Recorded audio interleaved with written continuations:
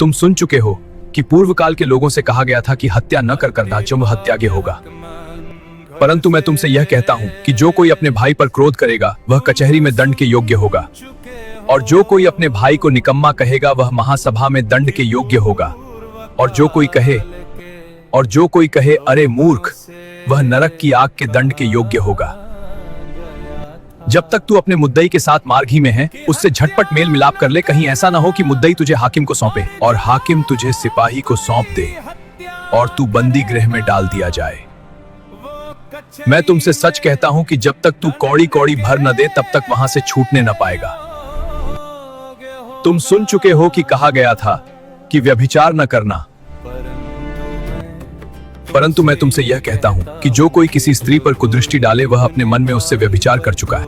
यदि तेरी दाहिनी आंख तुझे ठोकर खिलाए तो उसे निकालकर अपने पास से फेंक दे, क्योंकि तेरे लिए यही भला है कि तेरे अंगों में से एक नाश हो जाए और तेरा सारा शरीर नरक में न डाला जाए। और यदि तेरा दाहिना हाथ तुझे ठोकर खिलाए तो उसको काट कर अपने पास से फेंक दे, क्योंकि तेरे लिए यही भला है कि तेरे अंगों में से एक नाश हो जाए और तेरा सारा शरीर नरक में न डाला जाए।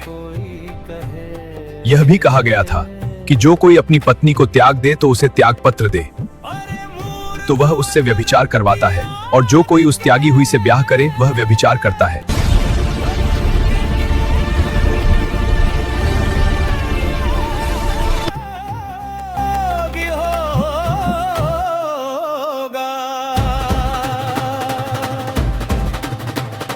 इसलिए यदि तू अपनी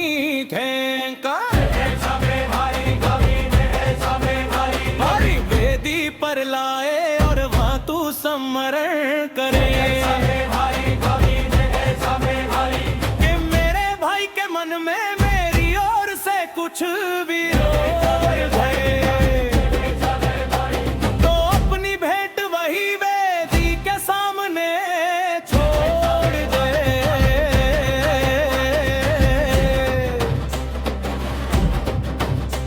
और चैन पहले अपने भाई से मेल मिलाप कर, तब आकर अपनी भेंट चढ़ा।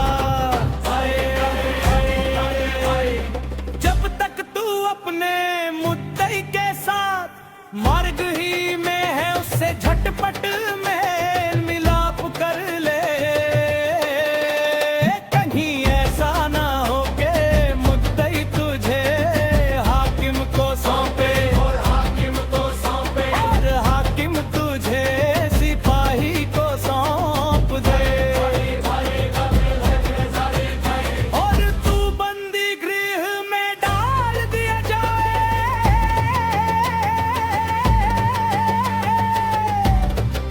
मैं तुमसे सच कहता हूँ कि जब तक तू कौड़ी कौड़ी भर ना दे तब तक वहाँ